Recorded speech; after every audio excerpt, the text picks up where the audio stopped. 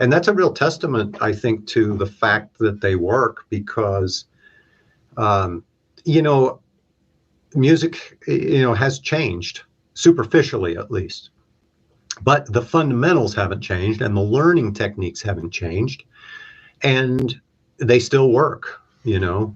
I've heard that criticism that they are, well, they were updated in the mid 90s.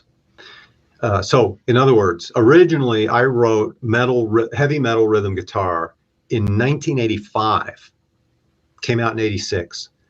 And then I wrote heavy metal lead guitar in 86. It came out in 86 and 87, kind of working on them at the same time-ish, but finished rhythm first. And then in the 90s, we redid them.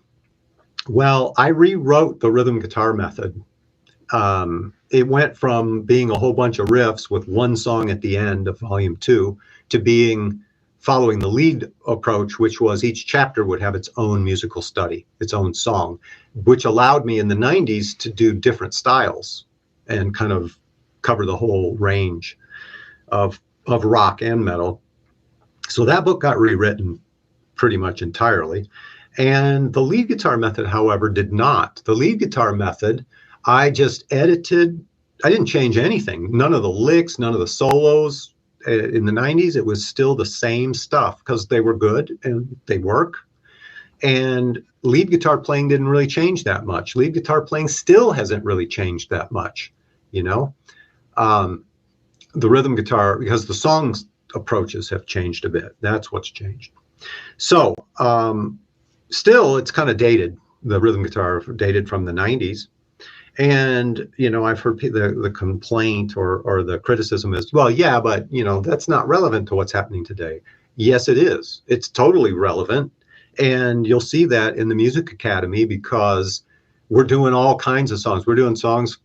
There's a couple even from the late 60s, but mostly 70s, 80s, 90s, 2000s, 2010s, all right up to today.